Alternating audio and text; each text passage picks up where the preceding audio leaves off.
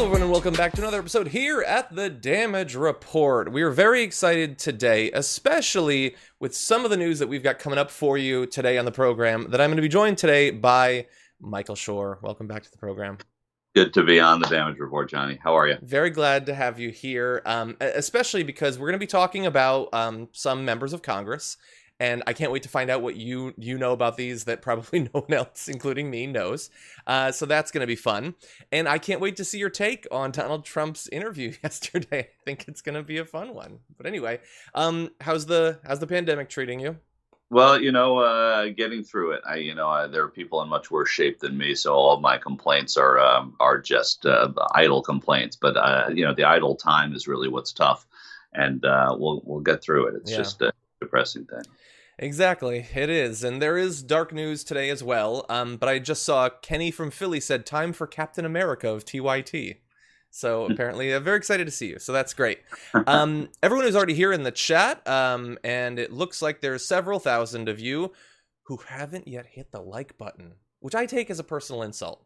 And so if you could do that, that would be great. And feel free to share the stream, let people know, that we're chatting and they can come in.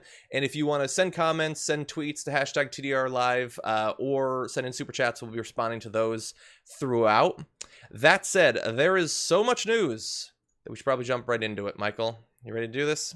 I am. I'm ready to do it. I'd love a day, believe it or not, where there wasn't so much news. Exactly. There have been a couple of days in my time at TYT where it's like, oh, what are we going to put on the rundown? But it's rare. Yeah. It's pretty rare. Okay, let's do this thing. Yesterday, in an interview with Fox News, specifically their medical contributor, Dr. Mark Siegel, Donald Trump brought up, I believe, fully unprompted, once again, his mental competence and the test that he thinks proves that he's all there.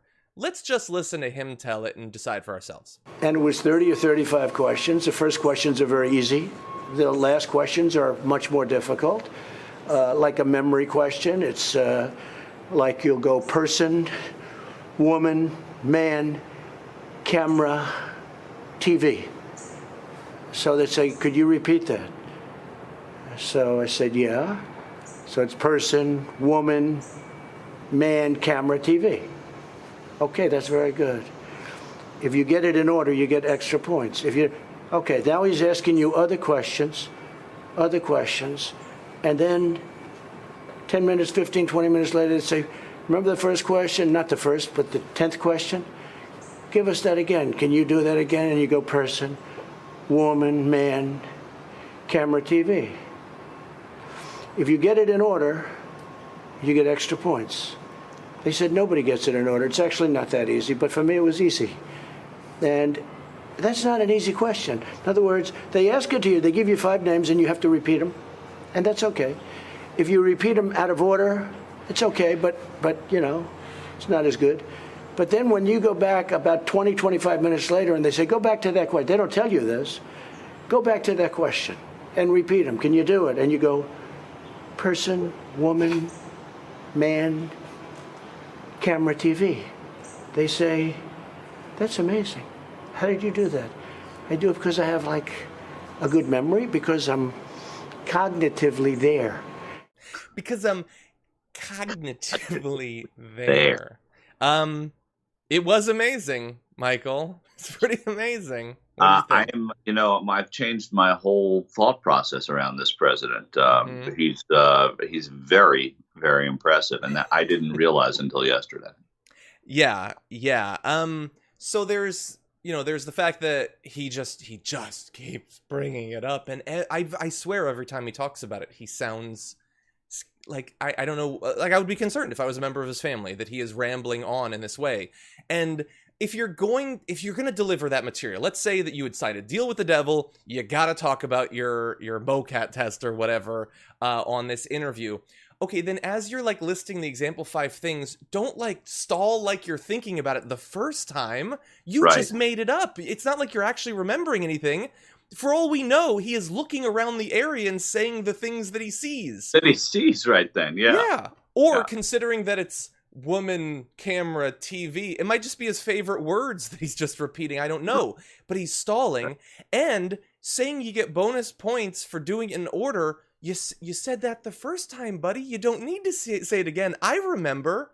Right, but maybe he's so forgetful, his cognitive order isn't there, so he didn't remember that he just said that. Maybe. And look, I understand that I'm going to say this at the risk that I am wrong, and thus, I guess I'm not as good on this test as he is. But he lists the 5 words, and he does it in that clip, I think 3 times. I don't want to go through and write them all down, because I feel like that is taking him more seriously than is merited. But I feel like he swapped camera and man. I don't think he got it in the same order all 3 times. Someone can check. Maybe I'm wrong. Maybe there's something wrong with me mentally. I don't know. But I'm pretty sure he messed it up. The only reason I think you're wrong is that it would have been all over Twitter by now. Yeah, if that were, you're probably right. I think that he probably got it right. But this is like, so talk about TV. This feels like, some crime drama, right? Or a Law and Order, where the lawyer is building this basic case. And so what he's trying to do is talk about how credible he is, only because he's thinking about how there is a diminution in skills on the part of his opponent, and he's trying to build his own case. It's just blatant, and it's not impressive. No, I'm not impressed. But I'm a little bit woozy because I think while listening to that video, I think I suffered a brain bleed. But yeah, he's just very impressed. And the thing is, it's one thing. It's like if the test was administered to you and you didn't know anything about how it's supposed to be used, you could do the test and think, oh my God, I aced this. I'm sure there are people who take dumb internet quizzes and think, man, I got all those state capitals or something. I don't know. But the thing is, to keep saying that the doctors were amazed, and let me show, I believe this next video has a little bit of... President Putin is sharp. Erdogan is sharp. You don't have any non-sharp people that you're dealing with, and we can't have somebody that's not 100%. So what I did is when it's a public test, and he said, if you take this test, we may have to reveal it. I said, it's all right. I mean, is it tough? Tell me about it. I'd never heard of it. And I got a perfect mark.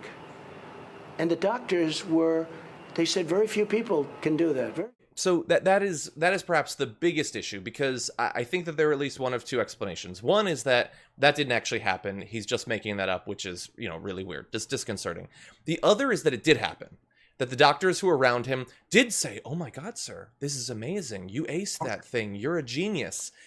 And those are like the White House doctors who apparently have been trained to treat him like a child and to pat him on the head for passing a test where passing doesn't mean anything except that you're apparently not suffering from some sort of massive cognitive impairment. Yeah, I don't believe that. I don't believe that they said that. The latter part is probably true. That you have sort of you have a coddling set of White House physicians with a chief physician trying to sort of paint the best picture. But I also don't believe him. I believe they said, you did well. A lot of people don't do as well, and he turned it into the doctors have never seen anyone do as well on this test. So he's the great exaggerator, and to that extent, I can't see why he would stop here. Yeah, perhaps. Now, I feel sort of obligated to give a response to Trump constantly talking about this from a doctor. So here's a quote from Zaya Nesruddin, who said, "It's not meant to measure IQ or intellectual skill in any way. If someone performs well, what it means is they can be ruled out for cognitive impairment that comes with diseases like Alzheimer's, stroke, or multiple sclerosis. That's it." But what would he know? He only designed that test. And so to have Trump talking about what it is intended to do, no, the guy who made it can say what it's meant to do. It's not an IQ test. It doesn't, right. It just means that you don't have like a lesion in your brain that's impairing your short-term memory or something like that. To keep bringing it up. And what I want to ask you is, since you've been through multiple elections, as a strategy, he clearly, one of his tactics is, I want to get people to think, when you think of Biden, think his brain is pudding. Is this helping him to make that case? I've been wrong about, I should preface it by saying I've been wrong about Donald Trump and what is or is not helping him. In this case, I don't think that this is helping him make that case.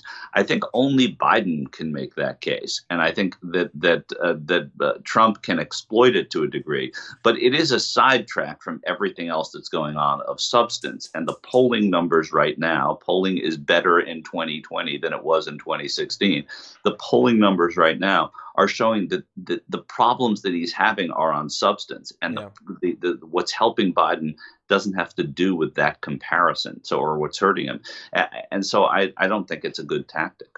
Yeah, I don't know. I mean, look, when Donald Trump goes on and on and on about his cognitive fitness, it makes me wonder, like, don't Republicans see this and wonder what is wrong with him? Like, Tucker Carlson throws to that interview that everybody's now talking about, comes back from it, and pretends that what he saw wasn't deeply embarrassing or concerning. But the thing is, it is Fox News. And so not long after Dr. Siegel, he goes this morning on Fox and Friends to talk about that. And I had been wondering, what does this doctor think after facing down Trump, who's rambling about 5 words, persons and mans and cameras and TVs and all of that? Turns out he was impressed. Well, you know, he discussed the issue of his own clarity of vision. And I did, in a sense, that interview was a cognitive test, Ainsley. I have to tell you, as you know, he is extremely sharp on every second. And he did a test on TV where he basically, you know, went through how great his memory is. And what he said was, even all of the major leaders of the world, Ainsley, he talked about Putin, he talked about Chairman Xi, he said, whatever you think of them, they're extremely sharp. And we need a leader that has that level of awareness and sharpness. And that applies to the election. So, and again, the funny thing is, Trump brings up the test without it being prompted.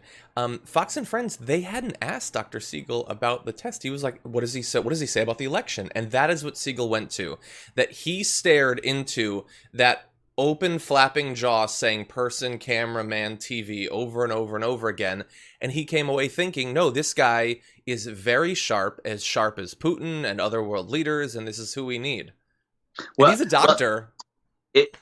In fairness, and I don't need to be terribly fair to this guy who should have led with something different, he did go on to say that the election, that applies to the election, so someone with great cognitive strength would be able to sit down and see what they're framing. Yes. But you know, there you asked a question like, will this have good effect? I mean, they're speaking in front of an audience that really doesn't need to be convinced. And the people that the president needs to convince to either vote for him again who do not want to, or to give him a shot, those are people that are not going to be impressed by this. Those are people who are going to sort of be, I think, some flabbergasted by the fact that this is what went on TV. So I do see why, you know, why they're painting this picture, but I don't think it's to great effect. Yeah. And look, they're always going to defend him. I guess to sort of, so go on.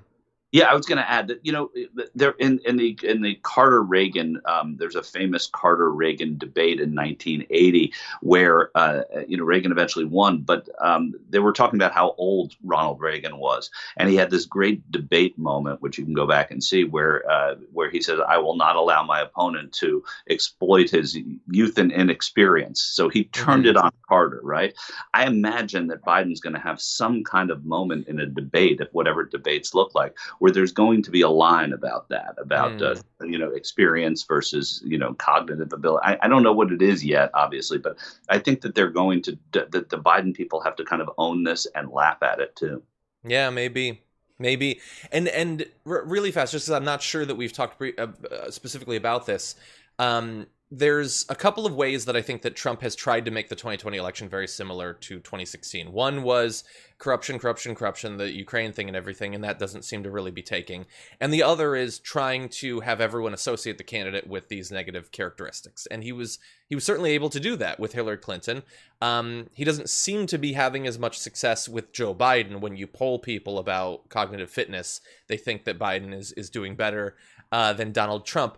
Do you think that something will stick, or do you think that there are fundamental differences between Biden and Clinton that make that a harder strategy to have succeed? It's the perception of Biden and Clinton where the fundamental differences lie. So, Hillary Clinton came in with a lot of Americans disliking her and disliking her with great ferocity in some circles. So it's hard to get to home plate when you're on first base, right? And Joe Biden is on third base. Whether you love his politics, whether you're a progressive Democrat who thinks he's essentially a Republican, or whether you're a Republican who thinks he's the most liberal person who's come across, Joe Biden is still a liked person in most circles. And I think that that's part of what makes it very difficult for these sort of negative attacks to be put on someone who is actually quite popular. Very quickly, you go back to Kamala Harris in that first debate when she went and attacked Joe Biden effectively at that time about busing and his positions on busing. Joe Biden was sort of a deer in the headlights. Nobody has really been mean to Joe Biden in a very long time in a very public way. He got used to that during the primaries. I imagine he'll be better at that during the election, during the general election. It's going to be very frustrating for Donald Trump, I think. Him might be. I'm sort of dreading the debates because, they were a horrific experience the last time around in 2016. And, considering the way the polling is looking, it seems like, I don't think the conventions are going to produce the strong bounce that they normally do, being all virtual and all of that. It seems like other than some big international event, which it's entirely possible Donald Trump will attempt to pull out of thin air, that's like the big thing that could shift things. I don't think that they necessarily typically do significantly, but that's one of the few things remaining in the last 102 days before the election. Yeah, I suspect you're right. If anything, that could happen. But I also think because of the way that we are going to take them in, because of the way that there's no campaigning, it'll still be different. But I think, yes, they could have a negative effect. They could also have, and people always forget this, they could have a positive effect. Joe Biden could actually, be somebody who is comforting. You always, not you, John Iadarola, but people always think, oh, how could this hurt? How could this hurt? It could also help. And I think that's important to remember. Yeah. Donald Trump announced yesterday a big new campaign strategy of his. He's going to be invading a number of different U.S. cities. Today, I'm announcing a surge of federal law enforcement into American communities plagued by violent crime. We'll work every single day to restore public safety, protect our nation's children, and bring violent perpetrators to justice. Okay, and so if you've been watching the footage coming out of Portland, and that scared you, get ready because it's coming to a number of other cities. He already previewed earlier this week that you can expect these sorts of things in Chicago, Philadelphia, Detroit, Baltimore, Oakland, and others. And all of the relevant people in the federal government who would be involved in that have confirmed that this is happening. This isn't just Donald Trump's, regular hyperbole. They're going to be sending these generally unmarked, camouflaged soldiers from a variety of different agencies. And to defend statues, but seemingly to instigate conflicts and then brutally oppress protesters in these cities. What do you think, Michael? Yeah, I think this is also baldly political, and I think it's a miscalculation. First, I should say I will be bothered all day and probably tomorrow by the fact that I said it was Carter and not Mondale. But It's okay. We'll have to move past it because insert noun here, insert noun, move forward.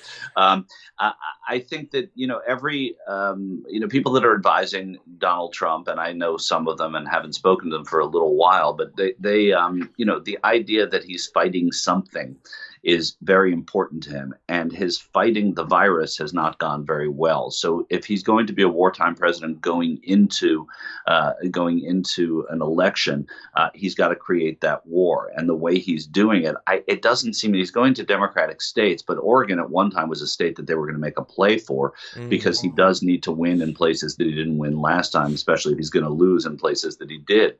And I think that going into these Democratic states to show up Democratic governors and sometimes Democratic mayors, to me, it seems like a complete miscalculation, because what it does is it sets up this kind of real enemy of the state type of arrangement. Also, the people that are in the middle are generally people that don't like too much government, and this is to the nth degree too much government. So the calculation politically seems curious to me as well. First of all, it's scary on a personal level. Yeah. It's the most un-American thing I remember a president doing, probably since immigration. But this kind of blatant force into cities that aren't asking for it, it's terrifying stuff. Yeah. I also think it's not going to work. Yeah, aren't asking for it, or specifically saying don't do it, or get out of our city if you're already there. And he just doesn't care. He wants to manufacture this image that he believes will sufficiently scare Republicans to potentially keep him in office. And we know that in Portland, the protests had more violence once those soldiers were deployed there. They were relatively unmarked by those sorts of things beforehand. And now you can expect that in a lot of different cities. And I agree. I don't see as a campaign strategy why this would work when his brutal, uncaring attitude towards the protests from the very beginning didn't help him. Why would instigating new rounds of that do better? Like you've seen the footage. Now that's going to be coming out of many different cities, and he's going to be responsible. But every day you see that footage, you're not seeing coronavirus. You're not seeing the failures of this administration. You're not seeing huge unemployment numbers. We just got new employment numbers that went up for the first time since they started going down. These are not good times to be president when you're this president. So what do? You divert as much attention as you can. Perhaps you set it up in a way that you can use it as at a debate. Joe Biden had the crime bill. All of a sudden, though, this makes the crime bill look soft, right? And Joe Biden can say, if I see problems in a state, I'm going to go to Mayor Lightfoot in Chicago, for example, and I'm going to say, Mayor, if our help is here, if you need it, tell us how we can help, rather than we're coming. And that's something that can be used tactically.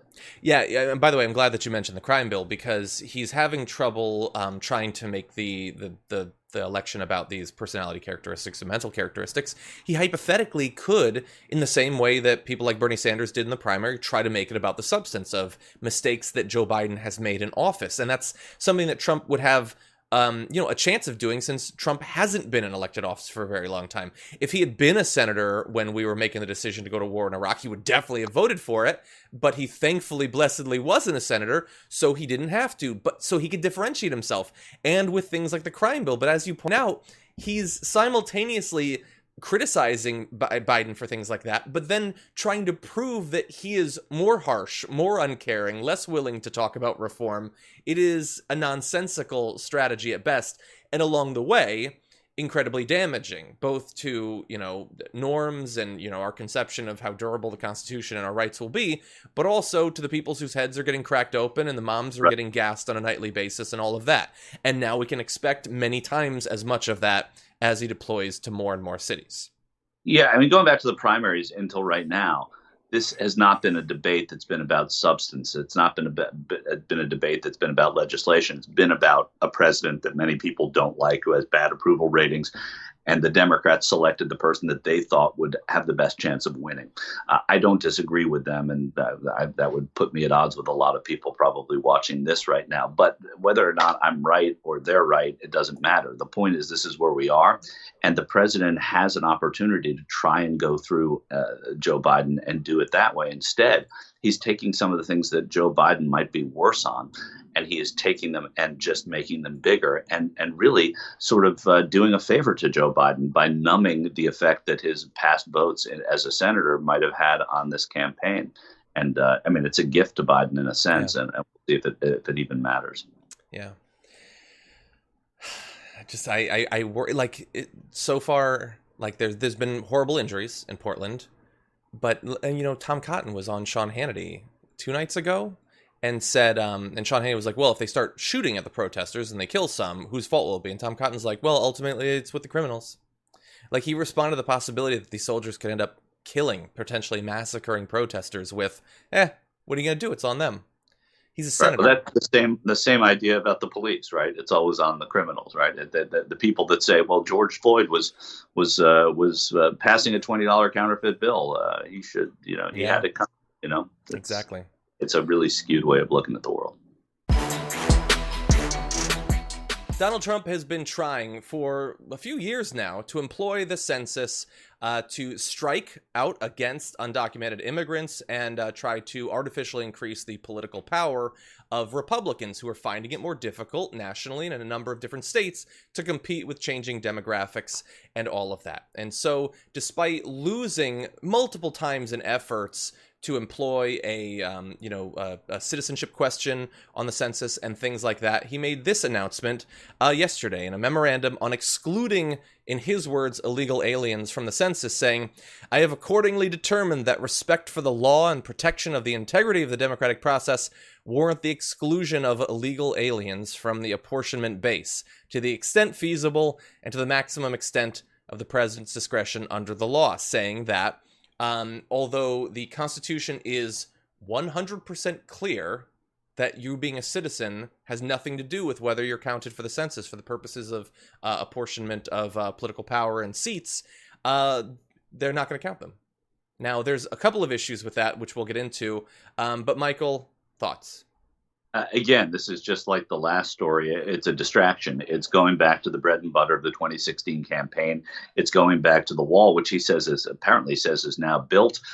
It's talking about immigration and the other. It really is trying to divide the country because he thinks that works for him politically. It has. You understand why he would do it. But again, there's a little bit about this that has to do with the law, and the court has ruled on it, and it is in the Constitution. So this president by fiat can't just go ahead and demand this, but he can certainly make that statement and have people hear it and understand whose side he's on. Yeah, and maybe, kick up a little dust, maybe, cause a couple of legal battles that maybe set back various efforts, slow things down. We don't know. But again, just in case, there's a big Trump fan who's watching this and doesn't get it and doesn't get how cut and dry this is, the 14th Amendment to the Constitution provides that, quote, "Representatives shall be apportioned among the several states according to their respective numbers, counting the whole number of persons in each state, excluding Indians not taxed."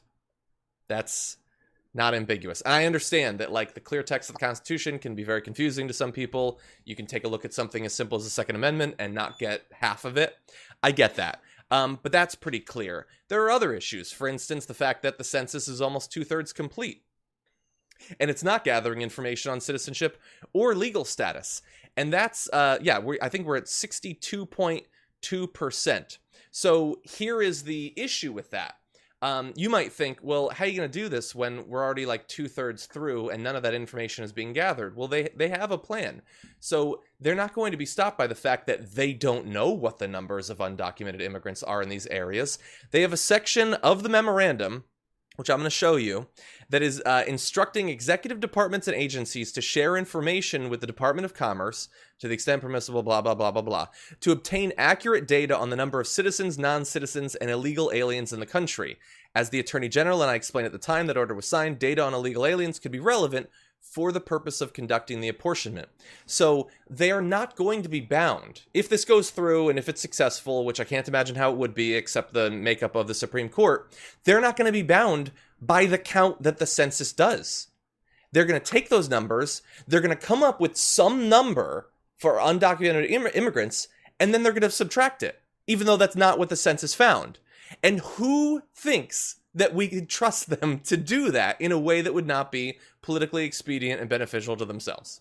Yeah, and this is a legal workaround completely to try and get past a ruling that the court handed down that said that they have to take these pieces of information, or they're not allowed to ask a question on the census about citizenship. So this is the legal workaround to that. The other thing that this does is it probably cows many illegal immigrants, if you want to call them that, in this country, but immigrants who are undocumented from participating because of the scare tactics involved in all of this rhetoric. And that's the big effect of this as well, is that it does mute them. For example, California, while the nation is at 62 and change percent reported, California is just over 51%. Mm-hmm. So knowing that there are so many undocumented here in the country, but also in the state of California, you can see that there's a scare tactic that's working to an extent as well.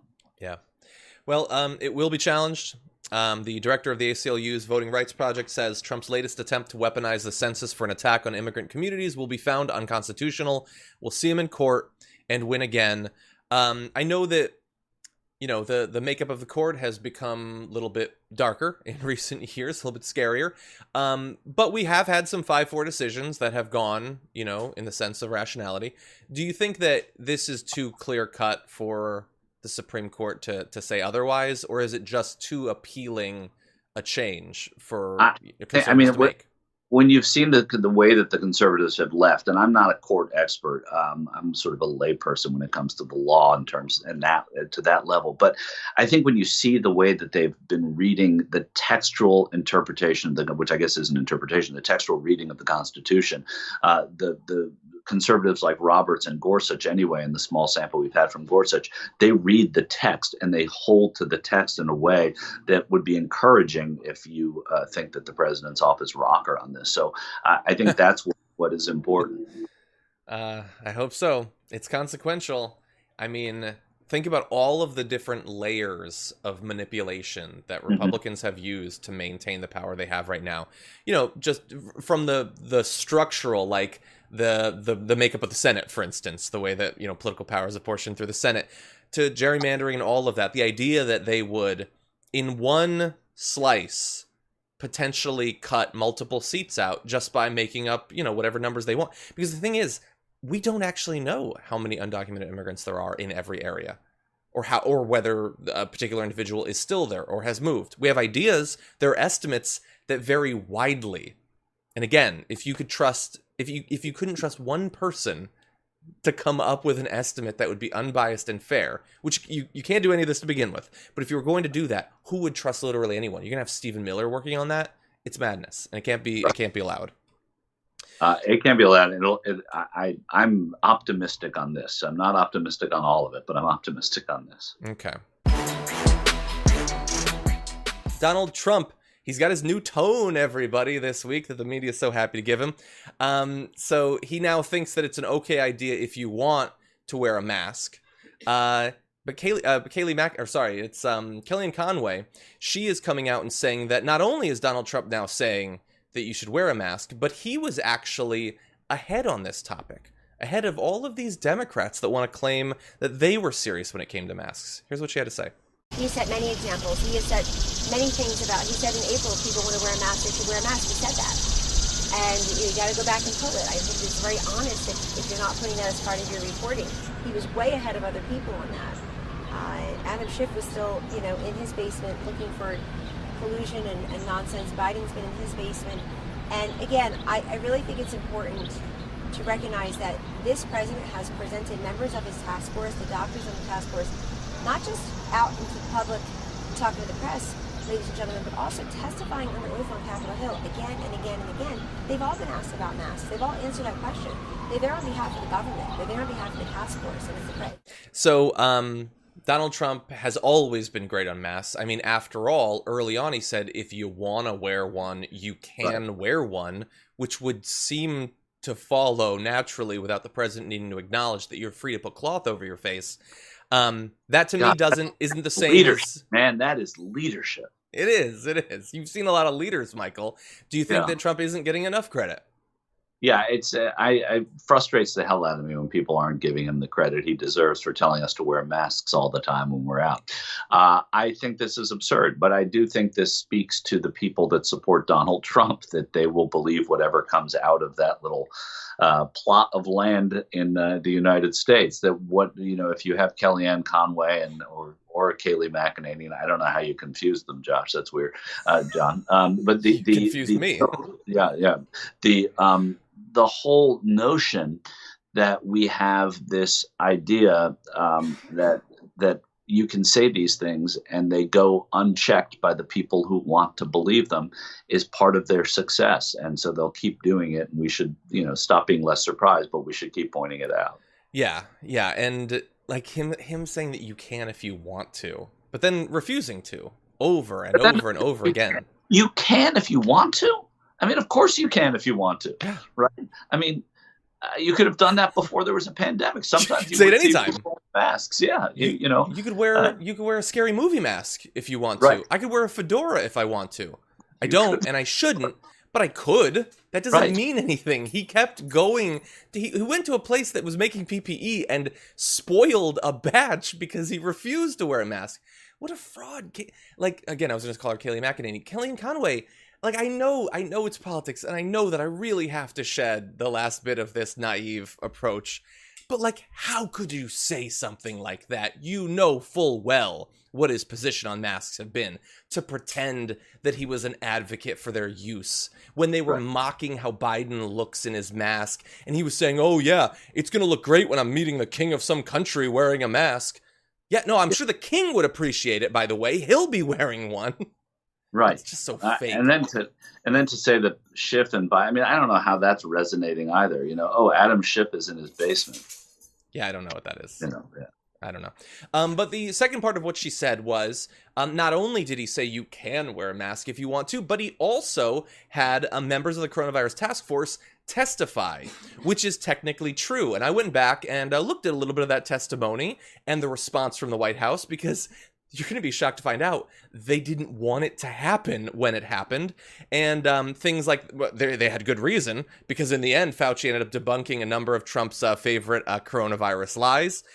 For instance, talking about the idea that the virus will just disappear. He said, I've said publicly many times that this is just not going to happen because it's such a highly transmissible virus. Or for instance, when Mitt Romney asked him about the fact that Trump says that President Obama is responsible for our lack of a vaccine for a disease we didn't have yet. And he says, was Obama or Trump responsible for that? And Fauci said, no, Senator, not at all. And so at the end, not so surprisingly, Trump criticized Fauci for that testimony. So it is a weird rewriting of history to point to testimony they didn't want to happen and then attacked him after for attacks that continue to this week as evidence that he takes this seriously. That was great show prep, John, because that's so true. I mean, when you look at the way this has gone, that's perfectly according to script every single time that one of his lieutenants is marched up to Capitol Hill to speak. And whether they like the president or not, they're always called out on the fact that of what's going on vis-a-vis masks, the addressing of the virus from the White House, and the president.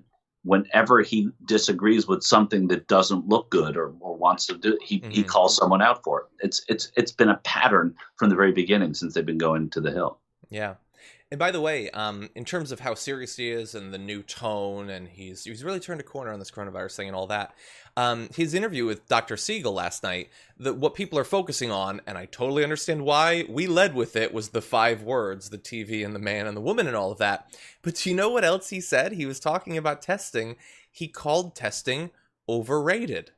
Not 3 months ago or a month ago. Last night, he called it overrated and said it would be better if we did half as much testing because then we'd have half as many cases. And that's not the first time he said that in the past week either. I mean, it's a continued theme. And again, he's running for president and he thinks, and he's being told that this message somehow works with the people that support him. It may. And it may be smart politics, but he needs more than the people who already support him. Yeah. And that's why I find that it's so short-sighted on the political side of his administration. They got rid of Brad Parscale. Maybe things will change, but they didn't last night. You know, and I don't know. It makes no sense to me just from an objective political thing. It's hard for me to be objective about Donald Trump. But when I try and do that, I still don't understand. I agree. And again, if maybe there's critics or whatever, it's not just a rhetoric thing with him saying we do too much testing. In the negotiations going on right now, the White House tried to block money for the CDC, for the Pentagon to do coronavirus tracing and things like that. They are literally trying to stop the testing from happening. Joni Ernst was interviewed recently. She's up for re-election, and she was asked about a couple different situations having to do with potential openings on the Supreme Court. Now, we know that despite all of what was said by Mitch McConnell during the last year of the Obama presidency and the fact that they blocked Merrick Garland, that if they get their chance before the election, it doesn't matter if it's 2 hours before the vote, they're definitely going to put someone in. But she was asked a more specific question. What if Trump loses the election? And what if the Republicans lose their majority? What if the American people speak uniformly saying, we don't want you all in charge? What happens if a seat opens up then? different here is it could happen during that lame duck. We're talking about Ruth Bader Ginsburg. She announced again she's ill with cancer. If President Trump is defeated, if Republicans lose control of the Senate, would you still support doing this prior to January? Well, one, I wish nothing but the best of health for Ruth Bader Ginsburg. I think we all do, and I'll be praying for her. And it is a lame duck session. I would support going ahead with any hearings that we might have, and if it comes to an appointment prior to the end of the year, I would be supportive of that. We would need to have some very serious discussion about that. But again, it is, even though it's a lame duck session, it is still a Republican president and still a Republican Senate. They'd have very serious discussions, somber tones, and they just think about, like, should we actually do this? I wonder. No, they'd pop champagne and set off fireworks inside the Capitol. You surprised at all, or is this just par for the course? It's par for the course.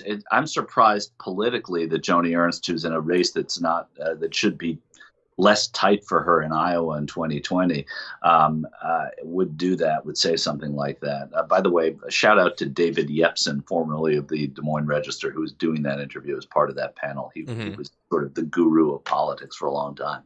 And he's been on TYT with me, so that's why I'm saying. Oh, that's awesome. I think that, first of all, I think that the Senate would not vote to confirm, even though you say there's champagne, and I don't think a lame duck Susan Collins or Mitt Romney. I think they would have a handful of votes that would say we shouldn't proceed with this. But of course, I could be the most naive. You think Susan Collins? I think Susan Collins. Really? Yeah, I do. I mean, in terms of proceeding with it, I just think that they would be voices against proceeding. John, I may be 100% wrong, but I don't. I think, I know some of these senators mildly, and I just don't think that they would, a handful of them anyway, would want to proceed with this because of what it looks like for the party. I think most of them would, and I think that, it might happen. I also, I don't. I don't understand in a bigger picture way, because I could be wrong about that, just sort of like reading the Constitution and inventing things that aren't in it, saying, well, now we have a Republican president, a Republican Senate, so of course we're bound to do that. It's not said anywhere that that's the case. And it was also looked at recently under Merrick Garland. They looked at all the constitutionality of appointment, of confirmation, all of that. And she's just inventing some rule that she decided helps her out here, but I don't know that it helps her out. Well, and it would be bad enough if it was just inventing a rule, but they invent different rules based on what the situation tends to be. Of course, that's what I mean. Yeah. I mean, constantly. We just talked about one with the census, right? I mean, so here's now the Ernst Amendment, which is already apparently passed and is in the Constitution. But even specifically in this situation, Mitch McConnell was saying we can't have these hearings because the people need to have their voices heard. Because an election is coming up sometime this year. It doesn't matter that the Democrats won the last election. It needs to be heard. So her situation is the hardest test of that. The people have been heard. You lost the presidency. You lost the Senate. Should we go by their will and allow a Democrat? No. And Mitch McConnell would, of course, agree with her. There's no principle there whatsoever. And if it ends up, if somehow, like, I don't know, so Biden becomes president, the Democrats take the Senate, it's the last year of the Biden presidency. Well, now by your rules, they hold both things. Are you going to let a hearing go by? No, Mitch McConnell, if he's still around, isn't going to let that happen either. In the way, they're going to have to do. It's clear they're going to have to write some kind of a rule once Biden's president. They're going to have to put or the Democrats win the Senate.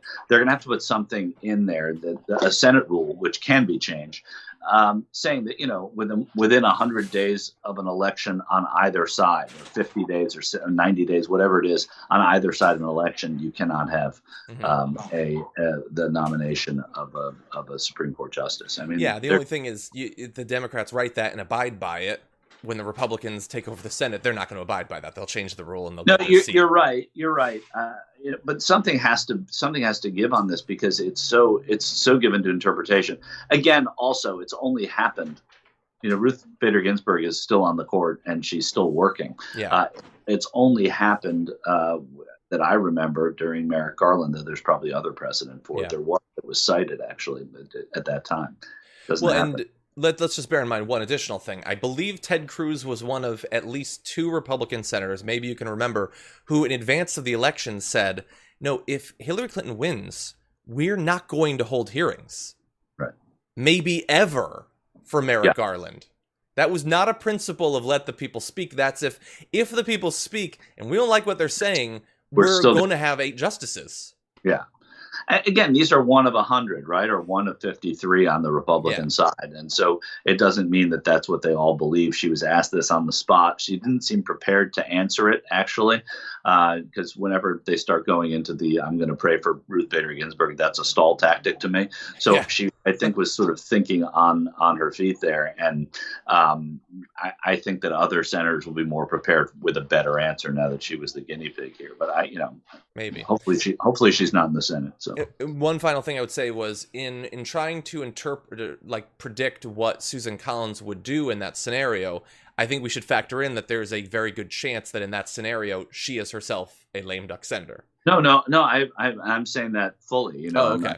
So I don't think she would be vindictive, but there is again, it's a gut feeling. How many times have I didn't think Susan Collins was going to do us any favors on Kavanaugh. I never believed it. I find her to be, deplorable in that way. But I do think that she and others would, and maybe she wouldn't be one of them, but I think there'd be enough senators to make it so they wouldn't do it. Over the past few days, we've been dealing with the situation wherein Representative Alexandria Ocasio-Cortez was apparently accosted by a Republican representative, Ted Yoho, outside of the Capitol building, where he used incredibly inflammatory language to and about her. Yesterday, he gave what passes for an apology for a Republican congressman, wherein he didn't even mention what he had said or who he had said it to. And now today we have AOC, who took to the House floor to address the entirety of this. And we have a couple of videos we want to show you. It is powerful stuff, starting with she relays what actually happened, the initial confrontation, then going into vote, and then what happened after that. I walked back out, and there were reporters in the front of the Capitol. And in front of reporters, Representative Yoho called me, and I quote, bitch. These are the words that Representative Yoho levied against a congresswoman who represents New York's 14th congressional district, but every congresswoman and every woman in this country, because all of us have had to deal with this in some form, some way, some shape, at some point in our lives. And I want to be clear that Representative Yoho's comments were not deeply hurtful or piercing to me, because I have worked a working class job. I have waited tables in restaurants. I have ridden the subway. I have walked the streets in New York City.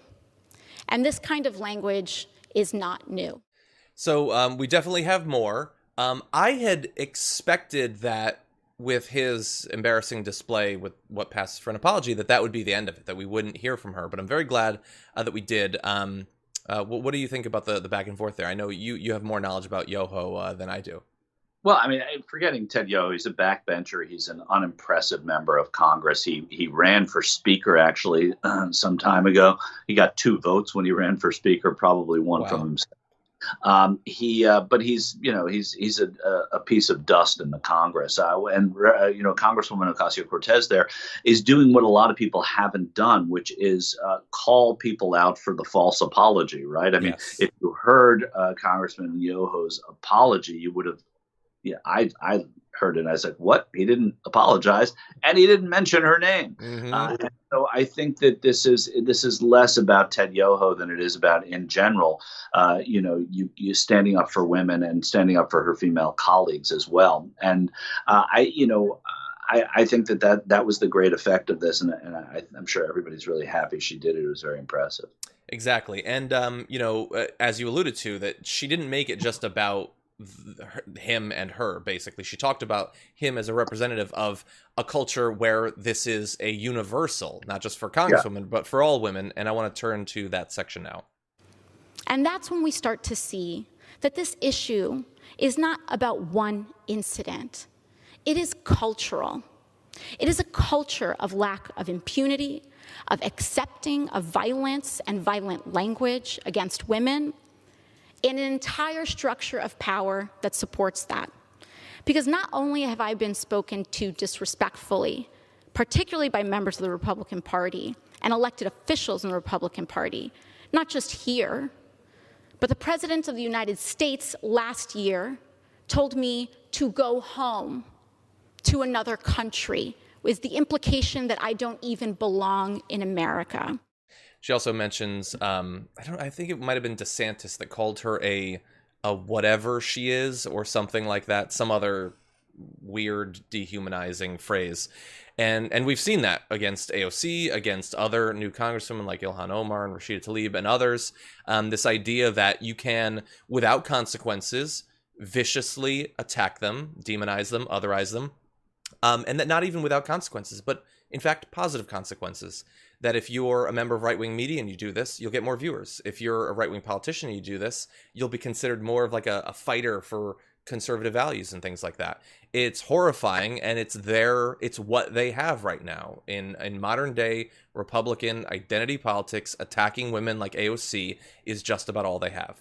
I think it's important that we also point out that it was a good week for women standing up on Capitol Hill in a way that you wouldn't expect, which is that Republicans attacked one of their own in Liz Cheney. And we don't have a lot of nice things to say about the politics of Liz Cheney, but she stood up to those attacks. And so did Alexandria Ocasio-Cortez. And I think that when you see these two members of Congress who could not be from more polar opposite points of view going at people within their own body, all of them Republican, it speaks volumes about how, we're not going to take it anymore is maybe taking hold in some circles. Yeah.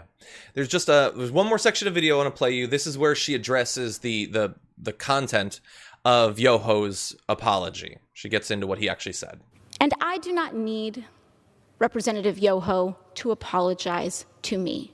Clearly, he does not want to. Clearly, when given the opportunity, he will not. And I will not stay up late at night waiting for an apology from a man who has no remorse over calling women and using abusive language towards women. But what I do have issue with is using women, our wives and daughters, as shields and excuses for poor behavior. Mr. Yoho mentioned that he has a wife and 2 daughters. I am 2 years younger than Mr. Yoho's youngest daughter. I am someone's daughter too. My father, thankfully, is not alive to see how Mr. Yoho treated his daughter. My mother got to see Mr. Yoho's disrespect on the floor of this house towards me on television. And I am here because I have to show my parents that I am their daughter and that they did not raise me to accept abuse from men. It's incredibly powerful, and she followed it up saying things to the content of his excuses, saying that, well, no, he couldn't have done this because he knows women. She says having a daughter does not make a man decent. Having a wife does not make a decent man. Treating people with dignity and respect makes a decent man. And she sort of concluded saying, lastly, what I want to express to Mr. Yoho is gratitude. I want to thank him for showing the world that you can be a powerful man and accost women. You can have daughters and accost women without remorse. You can be married and accost women. That none of these things that they try to hold up as sort of like, I don't know, sigils against the accusation that they could be misogynist, none of it's true. And she experiences it on a daily basis. Yeah, and it's, it's not, I mean, it's certainly by coincidence, but last night when the House was gabbled out, it was after about 3 hours of memorial to John Lewis and people talking about good trouble, speaking out, speaking truth. And then Alexandria Ocasio-Cortez comes to the well of the Congress and does that today. It's totally taking a baton, and it was really thrilling in the context of the Congress to see that as well. Yeah. Scott Fleming just sent a super chat that says they bolt the mic in so she can't drop it on them. That's good. Yeah, and I liked seeing Representative Jayapal and I think Representative Presley. It was just about when we were about to go live. Standing up and supporting her as well.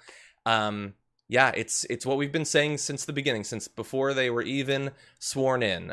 Republicans, a lot of them, whether elected or in the media, just can't take women like this. And sorry, but they're going to become more common. No, but John, you kind of, I know you're on a schedule and you had to move on and everything, but the stuff about Liz Cheney and Alexandria Ocasio-Cortez in the same week is really that's true. Really important because they in a concerted effort, the Freedom Caucus went into the Republican luncheon and they just blasted Liz Cheney. Like it was a coordinated attack, and she stood up to them and she fought back to them. And I've never liked a thing I've heard or known about Liz Cheney, not one. But in the same week that you have this happen with Ted Yoho and Alexandria Ocasio-Cortez, it's pretty cool to see women from both ends of the spectrum that way.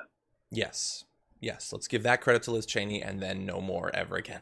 I totally agree. For weeks now, we have been wondering what is going to happen when the enhanced unemployment benefit goes away. That benefit being, for many Americans, tens of millions, the majority of the entire aid that they've gotten from the federal government during the worst domestic crisis that we've had during the entirety of my life and longer. It's a one-time payment and $600 a week coming from the federal government if you were unemployed, as many were. And we're now seeing, by the way, as of today, more unemployment claims coming in as the economy suffers the obvious damage of doing basically nothing to actually fight the pandemic. You can try to reopen, but you can't make it safe if you don't actually do anything about the virus. And so we've been wondering, are they going to extend these unemployment benefits, or are they going to make the incredibly cruel decision to just cut it off? And they found something sort of in the middle, but leaning towards cruel. According to reports that I'm seeing, including from CNBC, the GOP is considering extending the unemployment benefit at $100 a week, cutting it from $600 down to $100 for people who might have been out of work for literally months now, who are facing the possibility of soon being evicted or, having their homes foreclosed upon. $100, Michael Shore. Yeah, it's clearly not enough. It's embarrassing. Maybe it's a starting off point. But the point is, the Democrats want this extended at 600. They don't want it to be temporary. They want it to be that way until the end of the year. A couple of things. Yes, it's probably preventing a good number of people from going back to work. Were there jobs, right? There aren't jobs. You see the unemployment rates going higher. Businesses are still closed, and we are regressing as far as it comes to COVID right now. So how can you say it's preventing you go back to a job that doesn't exist? It's putting money into an economy that wouldn't otherwise be there. It's preventing foreclosures. It's preventing, rent being behind on rent. It's getting medical bills paid, credit card bills paid, and it's putting money into the economy. Without those dollars, the money would not be in the economy. Mm-hmm. They're using a poll. 639 people were polled. 18% said that they would rather be on this unemployment. It's stopping them from going back to their job or looking for more work. It's an absurd thing to take one poll and have it be on that. The point is that there are not jobs to go back to. The money goes back into the economy. This is all that is keeping many Americans afloat. And like welfare, if there are some people that are using it in nefarious ways or staying on it, it's worth that to have the other people, the other 80%, 82% in that poll, be able to get by and help them out. So I think the sacrifice is worth the reward here. I think it's an absurd and insulting and politically deaf thing for the Republicans. I definitely think so. I want to turn to that in one sec. But before that, though, so they're focused on this. What are the incentives for people? Are they going to go back to work? And they've decided we're going to talk about one potential incentive, and that is, are they temporarily making as much or maybe slightly more than they were making? Now, I've said many times that's an indictment of what they were being paid beforehand, but that's a conversation we're not going to have as a country. So I guess we'll proceed with this. So is it the economic thing? And they're, of course, ignoring, and I understand why, the fact that they're saying not only should these people go back to work, but there should not be any mask mandate. It should be totally up to the individual whether they wear masks. Their corporation should be protected from lawsuits if they create an environment that is unsafe and people get sick or possibly die. So all of these things having to do with maintaining the health of the worker and the health of their family and friends, we're going to do nothing in that. In fact, we're going to undercut any efforts to create a safe work environment. Then we're going to strip away the money and try to make you so economically anxious, so worried about losing everything that you'll go back to that dangerous situation that we've set up for you. I guess they don't want any of these people to vote for them. I guess in an election they've decided that we don't need literally 1% of the working class to vote for us, because the message they're sending seems to me to be pretty clear.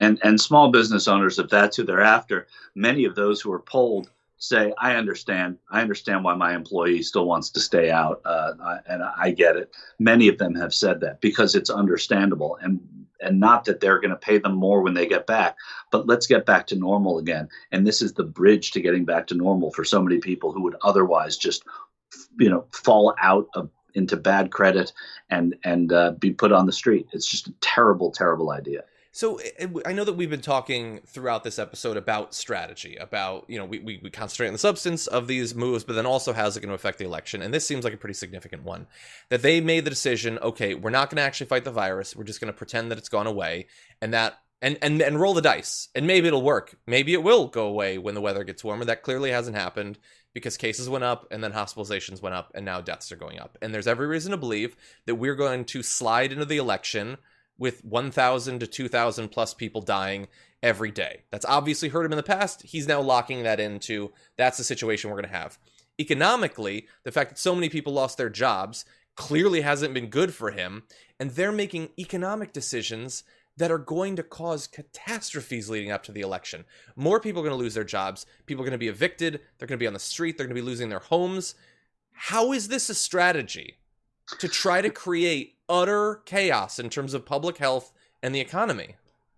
The Trump campaign is trying to hold on to voters who voted for them in 2016, who are going to vote for Biden or leaning toward voting for Biden. Those voters are not the people, generally speaking, who would be part of this catastrophe. They are generally suburban, independent voters who like small government. That's what they're banking on with this, that if you give fewer handouts and you give smaller government, that you're going to, they're going to be supported by those voters. There's also desperation here because this is a desperate measure. And this isn't all Donald Trump either. This is the Republicans in the Senate who are talking about this.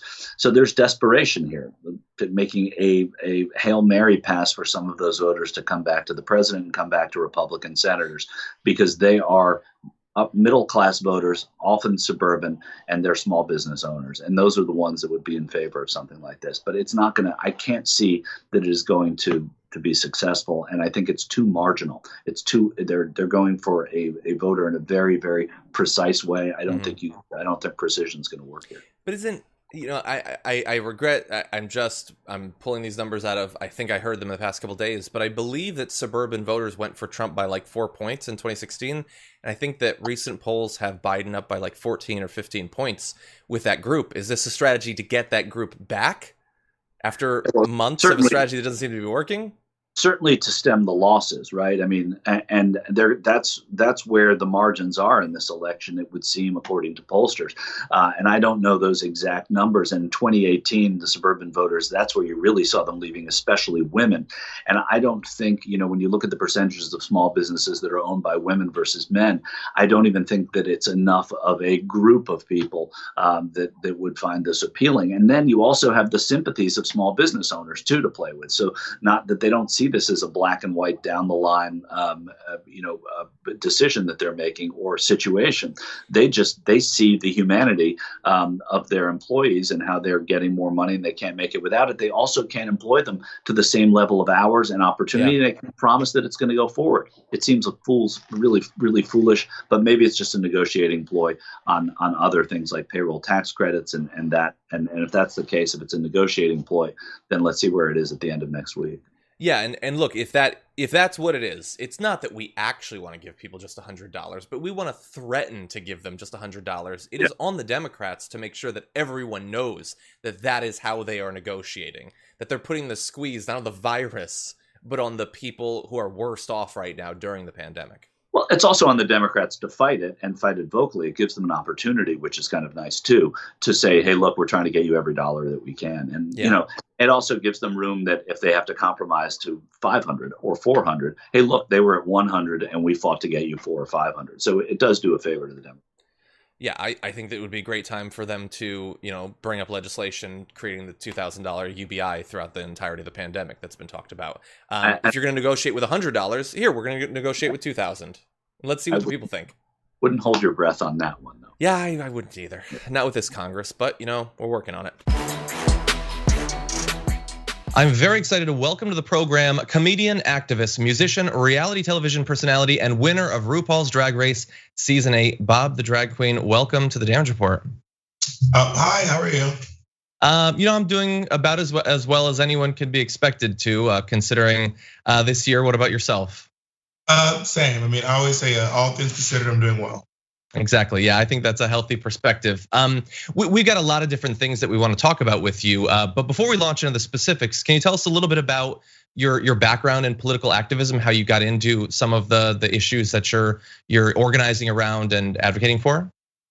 Well, I mean, my journey into activism was centered around this group I used to be a part of called Drag Queen Weddings for Equality, which led me to this other group called Queer Rising. We used to do these demonstrations. We used to do these demonstrations in Times Square every Saturday about disparities in the queer community and the straight community. And we would do these full conversations and demonstrations and hand out paperwork. And then I started moving into slightly more radical forms of activism with it getting arrested and blocking traffic. And so that was my beginnings with activism. Okay, well, I know, through much of this year, some of that sort of in-person organizing has been made a little bit more difficult, but I know that you've been adapting by holding things like the first annual Black Queer Town Hall on your YouTube page. Can you tell me about that event? Yeah, so Black Queer Town Hall was, me and my friend Peppermint were having these discussions every night about injustices in the Black community, specifically the Black queer community. And then I saw Obama did a town hall, and I remember thinking to myself, oh my goodness, it's so great to see this. I wish there was someone speaking specifically to me and my Black queerness, been doing a town hall. And I was like, well, I'm sure someone else would want to see that, so I organized it myself. That's awesome. And so, what are some of the things that were ended up being discussed at the event? So we had some great panels with discussions. We had everyone from MJ Rodriguez from Pose. We had Monet Exchange, Peppermint, Taldrick Hall, Laverne Cox, Isis King, Basit. We had so many great people joining us in these conversations. We talked about things like being Black while trans, what it's like to be Black and trans within the Black Lives Matter movement. We talked about tokenism in the Black community. We talked about what do we do now? What do we do now that this movement is getting a big resurgence? How do we keep that way of going and keep justice as a steady flow throughout America? That's awesome, and I'd love to focus on a couple of the different topics that you just mentioned there. With perhaps the first being in terms of the media talking about the trans community, the issues that it faces. I've always been struck by that I see more of that conversation going on in the past few years, but a lot of it is taking place on the right, focusing on what they see to be sort of divisive social issues that they think are beneficial to focus on, like demonizing trans participation in college sports and things like that. Tell me a little bit about the media coverage of the community, some of the misconceptions that you've dealt with. Well, I mean, I'm really intrigued by the idea that I think the word fear mongering is appropriate in this place.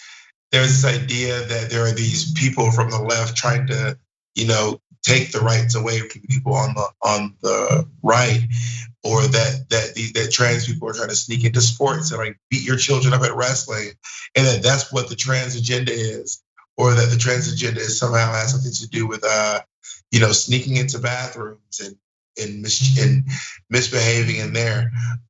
When I think anyone who knows a trans person knows that that's not quite the case.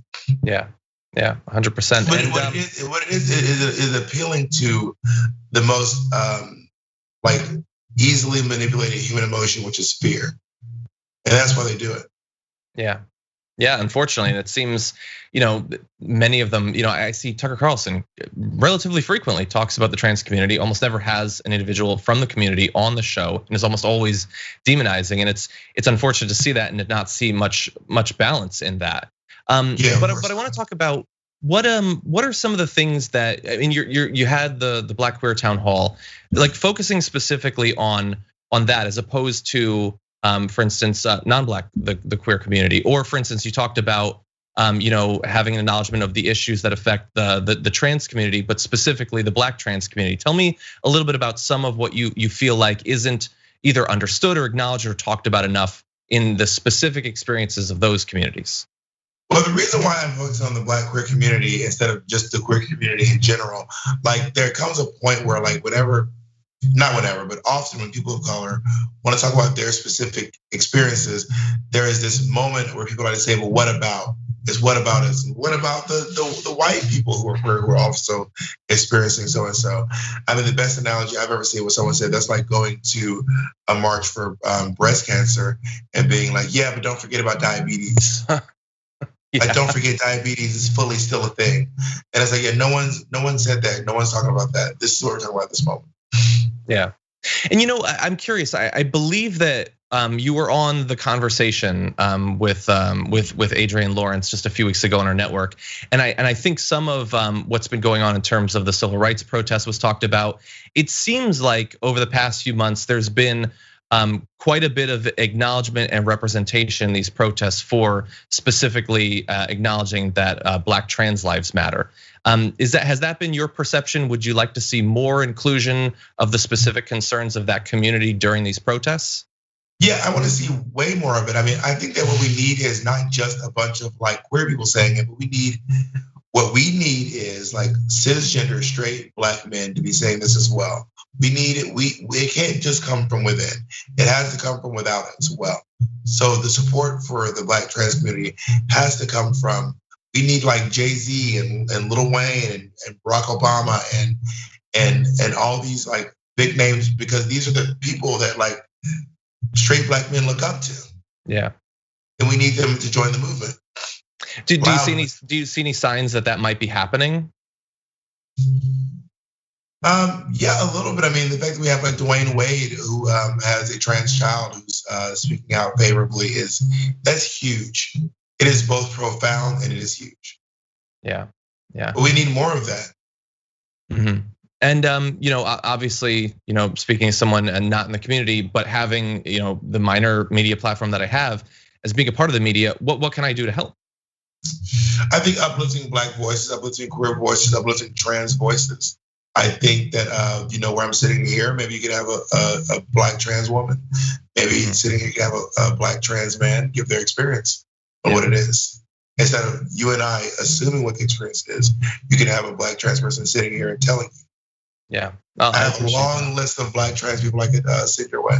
I would actually very much appreciate that. Thank you. I also wanted to. Oh, sorry. Continue. I just said, of course, but I can recommend my dear friend Mila Jam. I can recommend Peppermint. I can recommend Shia Diamond. I can recommend Teak Milan. I'll send you a list of them. Awesome, thank you. No, we do appreciate that. I also want to talk about some of your recent work. I know that you had a recent Esquire interview where you talked about your big move and some of the ways that's changed the way that you think about groups of people moving from New York down to the South. Can you tell us a little bit about that experience? Well, I mean, I live in New York. I live in New York City. I have lived here for 12 years now. And my experience with like specifically working with like the show We're Here and traveling back to the South, actually having this whole discussion. I have to move in like 2 months, basically. I have to move, and I'm like deciding where I'm going to move, if I'm going to stay in New York, if I'm going to go back home to Atlanta, if I'm going to go over to Los Angeles, maybe. And it's been like really stressing me out a lot. I can understand. And for more reason than one, but the idea of like when you're queer, you have to consider more than just where you're moving. Like, it's not just I'm moving to the South. It's like, where am I moving? Will I feel safe? Will I feel protected? Yeah. I can't imagine. It's got to be incredibly difficult. And you mentioned there also We're Here, where you go across the country recruiting people from these small towns to participate in a one night only drag performance. Tell me a little bit about that. So We're Here is a show that we're really excited to be a part of. It's on HBO. And we go into these towns, and I think people think it's a makeover show. That's a common misconception. It's not like, Queer Eye or one of those kind of shows. And by the way, those shows are great and hugely impactful to the queer community. This show is more so, we like the stuff that we're leaving town with. When we leave town, you can't really use the stuff we left you with. Like, what are you gonna do with this orange wig and this one of a kind outfit? It's not gonna change. But it's really more so about the experience and uplifting queer voices and marginalized voices. I'm so proud that we have highlighted Indigenous people and trans people and Black people and Latinx people and Asian people. Like, we really are, in my opinion, doing a really great job at uplifting marginalized voices, especially in these small towns where they feel unheard. Yeah, and while you were doing the filming, did anything happen in one of these towns that really surprised you? Anything about the reception or the process of actually organizing the events? Yeah, I was really surprised when I got to Twin Falls, Idaho, and found out there was a big drag community. I was like, oh my God, there's like a drag community here with a hierarchy and everything. I was, I'm always lovingly surprised when I see how many people show up to see us in these towns. It's always overwhelming in a great way. Yeah, it seems like you mentioned some of the other shows, dissimilar from yours in a variety of ways, and it seems like it's becoming a little bit more common. You acknowledged how important those shows have been to the community. Oh, yeah. Do you think that it's becoming far more normalized that you're gonna see, like you talked about, like people might immediately think that your show is one kind of thing, that it's about a makeover, but it's not really about that you can have these subtle variations. That are you expecting to see a proliferation of that, with streaming services and all of that? That's a good question. I mean, I'm not the Nostradamus of TV. I can't tell you what's gonna happen next. But I do hope. I mean, I don't know that this format needs to happen for everyone, but what I would love that people to echo from this show and other shows too, by the way, is inclusion in what you see on TV. Like the noting that representation matters. And when you go out and you do your casting, consider that there is an Indigenous person who watches your show who needs to see a reflection of themselves.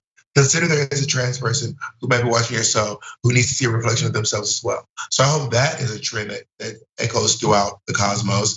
And it's something I'm really proud to say that I've been a part of many shows like that. Black Lady Sketch Show on HBO, RuPaul's Drag Race on VH1, also Tales of the City on Netflix. I'm really lucky to be a part of such something that a person like me gets cast when you are on a show that specifically casts diversely.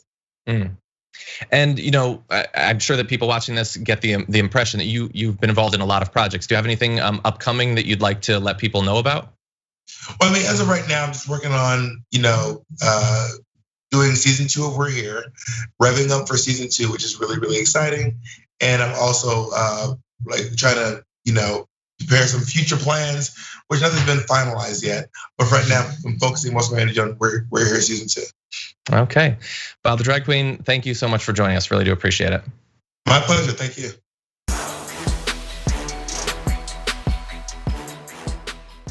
Thanks for listening to the full episode of The Damage Report. Support our work, listen ad-free, access members-only bonus content, and more by subscribing to Apple Podcasts at apple.co/TYT. I'm your host, John Adarola. I'll see you soon.